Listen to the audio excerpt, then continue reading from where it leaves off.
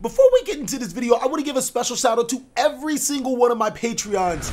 Without you guys, these videos would not be possible. I appreciate your continued support, and we're actually going to be making some exciting changes to the Patreon in terms of rewards and other things that will be going on. I'm excited to announce them to you guys, and if you guys aren't a part of the Discord, please join that Discord now so we can all get together and discuss these future changes, because they are changes nonetheless. I also want to give a shout out to our newest Patreon, Chaz Blanks. Welcome to the fam, man. You just too strong.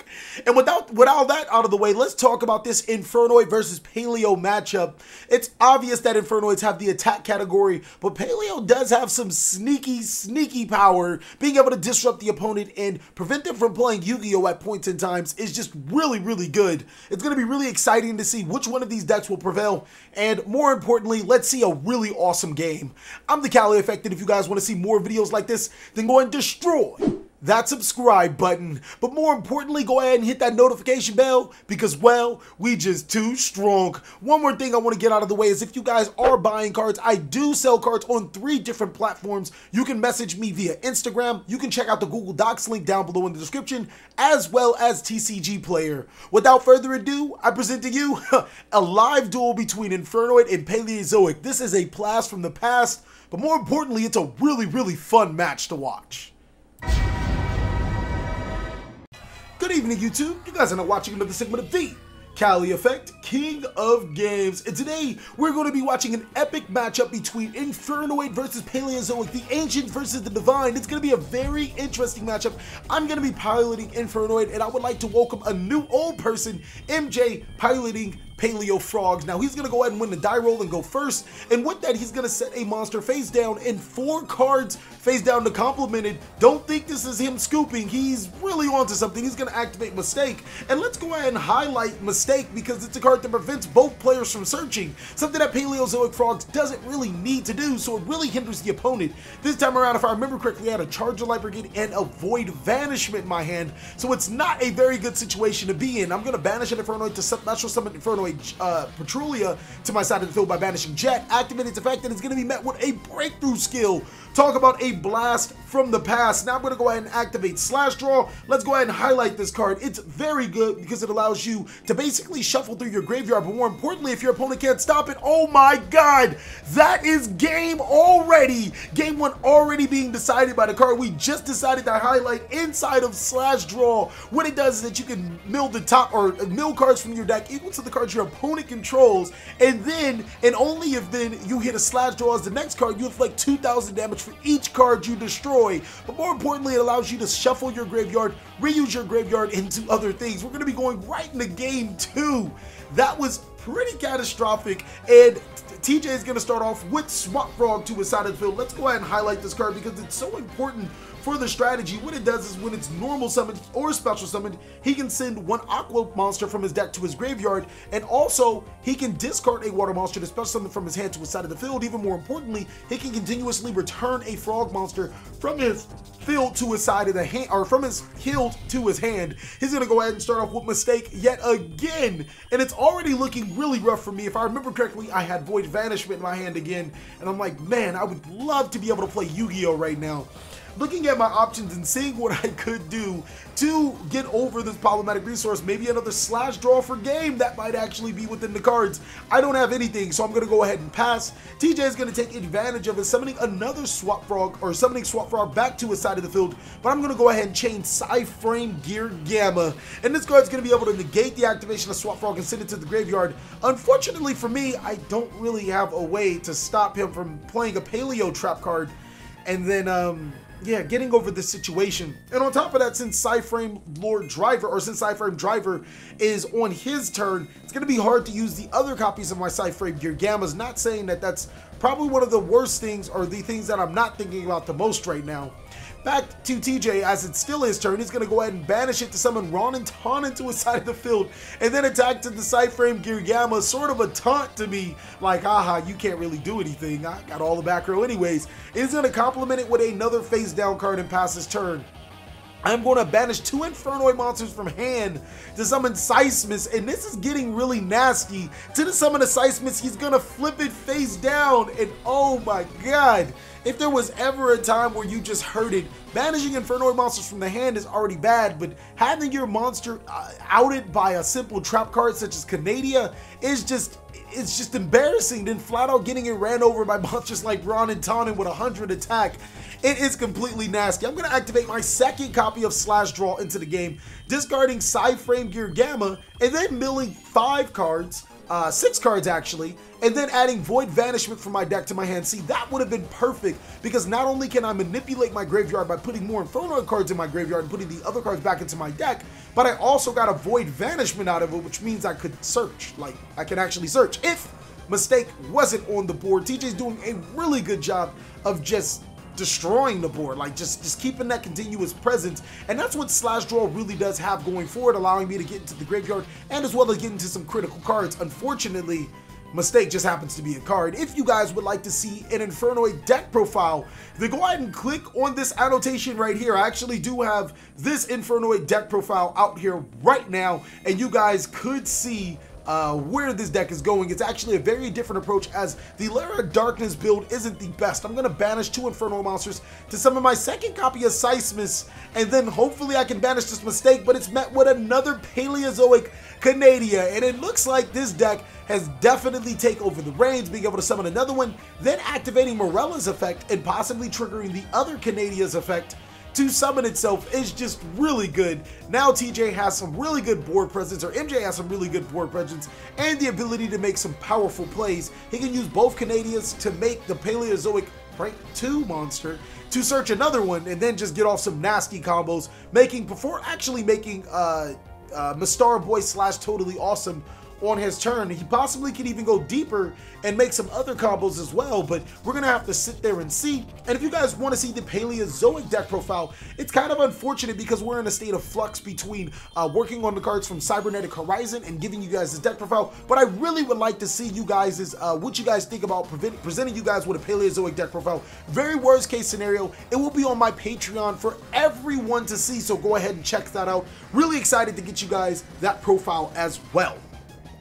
Going into this game, TJ's definitely thinking about what he can do to make this game even better for him, or possibly just seal my fate and you know, just win the game outright.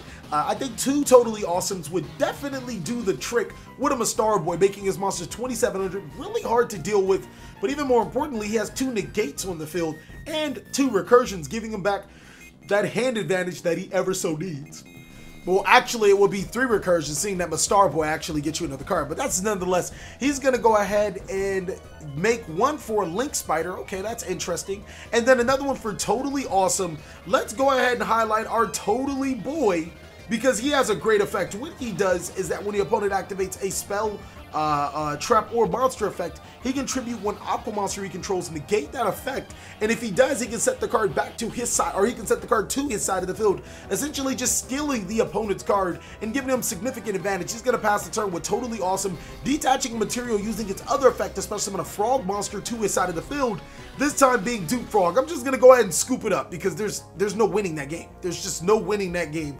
I think that he could have went deeper into his play, but MJ hasn't played Yu-Gi-Oh! In quite some time, so we're bringing up to speed with some slower decks. I'm going to go ahead and starting off with game 3 with Charge of the Light Brigade, milling Card Trooper, Petrulia, and I think a Harmodic from my deck to the graveyard to add Raiden from my deck to my hand. I really need to get some cards into my graveyard. It's going to be really interesting to see what I can do now going first again, or going first and allowing me, for the first time, and allowing me to get into my board. I'm going to summon Raiden, and provided I didn't get the worst hand, that was the worst mill of all time, I'm going to go ahead and send 4 cards from my graveyard, 2 for Raiden's effect and 2 for its end phase, and MJ is going to go ahead and start off with Desires, banishing 10 cards from his deck to draw 2 additional cards. Now, some people are like, Desires is a terrible card. I swear, if we're in 2018, guys, if you guys think that Desires is a terrible card, you might want to reevaluate how you play Yu-Gi-Oh! TJ is going to go ahead and set, or MJ is going to go ahead and set 5 cards face down with a monster in defense, and this will be the perfect time to slash draw or activate any card effects, but it doesn't matter because Mistake is on the board 3 times in a row. I can't tell you how frustrating that card is to deal with. I'm going to go ahead and use Raiden's effect to send 2 more cards from my deck to my graveyard and debating on what I can do. Now I'm going to activate the slash draw. So I've drawn slash draw all 3 games. He's drawn mistake all 3 games. So we're going to go ahead and discard a card to send 6 cards from the top of our deck to the graveyard. And unfortunately, 2 of them are slash draw. So we're not going to go ahead and see how bad slash draw would get us a win. But it does do something else. It allows me to get quite a few cards in the graveyard. But even more importantly, I'm going to put those non-Infernoid cards back into my deck. And now I have some play, including those 2 slash draws. Because seeing more slash draws after that would possibly be really good. If I remember correctly, I actually had a Charge of the Light Brigade inside of my hand too that was dead because Raiden was sent to the graveyard. But now since Slash Draw can put it to the deck, if, you know, Mistake didn't exist, then I could actually mill some more cards from my deck to my graveyard. I'm going to add the card troopers back into my deck as well because I still want to have the capabilities of using that troop dupe scoop, making the combo more, continuously making the combo viable anytime I would draw the appropriate cards. So I'm going to go ahead and shuffle those cards into my deck, all of the non-Infernoids, but more importantly, like I said, it's going to give me some cards to play with in my graveyard. So you guys can kind of see it as a magical mallet of your graveyard, being able to shuffle the cards that you don't want in your graveyard back into your deck and give me the cards you do want into your graveyard is kind of cool. I'm actually thinking about using it in the Light Sworn variant as well, especially seeing that Light Sworns can kind of like go through their cards a little bit easier. Now I'm trying to figure out what I'm going to do next. I'm going to actually start by banishing Infernoids, 3 Infernoids for Big Daddy Deviati. Let's go ahead and highlight Deviati right now. When it is summoned, it gets to destroy all spells and trap cards on the field. Mary Jane is going to go ahead and respond by activating double Reckless Greed, drawing 4 cards, and then revealing a Mirror Force and Oleandus that was destroyed. So we kind of dodged a really big bullet, but at the same time, MJ got to add like 4 cards from his deck to his hand. That's just nasty. I'm going to go ahead and then activate Charge of the Light Brigade, milling 3 additional cards from my deck to the graveyard to add said Raiden to my hand. Now that Mistake is out of the way. Now, don't get me wrong, that mill wasn't the greatest of mills, but hey, it was, I was still able to get the cards out of the way. Let's just say it like that. Now with Raidens on the field, I could use those both to make a Minerva and mill more cards, but I have a strong feeling that I want to be able to negate the card that he sends to the graveyard, which is Dupe Frog. I'm going to go ahead and use Deviati to negate that effect and banish it because that's kind of a smart thing to do. I'm then going to go ahead and use Raiden to inflict 1700 damage to my opponent. Then I'm going to go ahead and pass my turn. Leaving a Deviati on the board is probably one of the smartest moves because not only after that, it can negate monster effects too. MJ is going to go ahead and use his second copy of Pot of Desires. Whoa, 1 Desires, okay. 2 Desires, no okay. But actually it might come into his favor because he kind of needs to draw cards, especially seeing that he can't draw cards through the effect of Reckless Greed. And this is going to be the last turn he's under Reckless Greed. And another freaking Mistake appears. I swear. It was a mistake to put that card into the deck. Get it? Because it's a mistake. I'm going to go ahead and start off with another Slash Draw. Milling 6 more cards from my deck to my graveyard. He's going to go ahead and use the effect of Paleozoic Morella, sending a Paleozoic card from his deck to his graveyard. I'm not 100% sure why he did that right there. But I'm going to go ahead and mill 6 and then add Machine Duplication from my deck to my hand, as well as going ahead to put cards back into my deck. Now, if I would have drawn a Harmonic, or if I would have drawn, I don't know, a Card Trooper, I would have been able to machine dupe, or even if with the new Reploders card that debuts in Cybernetic Horizon, make more Decatrons to my side of the field. So it would have been all great. I apologize for the line in the middle, guys. The camera shut off, and then I accidentally let the mic cord kind of hang. But it is what it is. I'm going to go ahead and put 6 cards, one of them being Slash Draw, and he puts the Morella back into his field just so you guys can be aware of chain links. I'm going to keep the Slash Draw on the field so you guys can be more mindful of chain links. Slash Draw was chain link 1, Morella was chain link 2. Now selecting my 6 cards that I want to put back into the deck. Of course, it's going to be Card Troopers and Infernoid Anuku, possibly for a Void Imagination play. And then I'm going to go ahead and shuffle my deck with said cards. Of course, Morella's going to go to the graveyard as well as Slash Draw. And now we can start making some boards. I'm really skeptical on what MJ does have back row wise. I think I might be in for it if I don't tread lightly. What I really do want to do is summon another Deviati back to my side of the field. And I think Slash Draw definitely helped me put more cards that I needed into my graveyard to fulfill that condition. So if I do link summon using both the Deviati and the Raiden, then I think I'll be in better hands. I think I'm just going to go ahead and attack with the Deviati, hoping that he maybe has Mirror Force face down. I don't know. If not, I can poke him for some mad damage. He's going to go ahead and activate Lost Wind, halving the attack of my Infernoid Deviati and negating its effects. That's actually really good. Maybe a reason why I should have made a Link play before, but it wouldn't have mattered. I would have summoned Deviati, I would have ran right into a Lost World. And now, since my monster isn't strong enough to attack into the Ronantanen, I have to abandon those plans of being able to negate a monster effect and keeping a board presence. So MJ is in a really, really good position right now. Now we're going to head right into main phase 2, trying to figure out what we can do. We're going to go ahead and use both of those monsters for a Link Summon. And that Link Summon of that monster is probably going to be a Nightmare Phoenix, probably to help dwindle the chances of my monster, of my Deviati getting Infinite Impermanence or Lost Wind again. It would have been pretty problematic. I'm going to summon Nightmare Phoenix. And MJ is going to respond. I'm going to activate Nightmare Phoenix's effect, discarding another Infernoid monster from my hands to the graveyard. And he's going to breakthrough skill the Nightmare Phoenix. How many of those do you play? God, is that how you feel, bro? And now he's going to set Lost World back to his side of the field because I did special summon a monster from my extra deck to the side of the field. And I'm going to banish 3 more Infernoid monsters to summon Deviati again. And it's going to be met with an Infinite Impermanence. Oh my God, what is going on here? I've had all of my monsters' effects negated, and I'm in a really, really bad situation.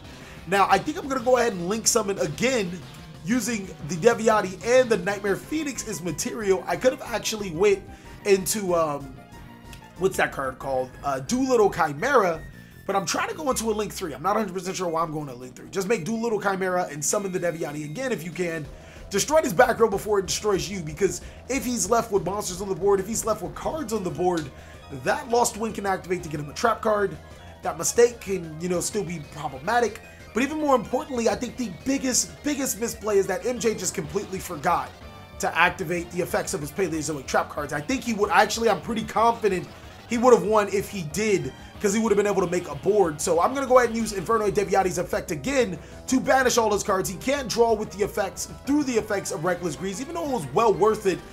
The board presence alone would have made up for it, but unfortunately that huge misplay might cost him something. Let's see if he can eke out something, maybe even do something, possibly anything. We don't know exactly what could happen for him to turn the situation in his favor, because Deco Talker and Deviati is a pretty nasty combination of cards to have on your side of the field. Or maybe I just don't have enough damage to get over this. I'm going to normal summon Infernoid Decatron and attack over it, and that is game. Thank you guys so much for watching another segment of the TheCaliEffect. I really hope you guys enjoyed this video. If you did, go ahead and leave this video a like and comment down below. What do you guys want to see from Cybernetic Horizon in a live duel/deck profile? Please like, comment, subscribe, but most of all, enjoy. I hope you guys are having a great day like I am.